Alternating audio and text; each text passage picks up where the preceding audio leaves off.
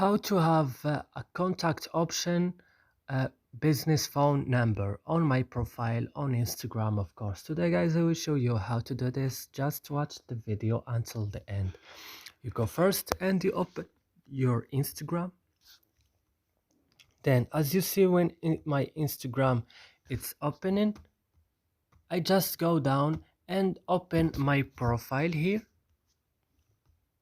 Then when my profile it's opening, guys, you go to edit profile.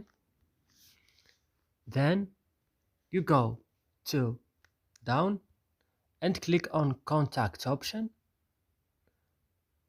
Then you go to business phone number and you will add your phone number. For example, I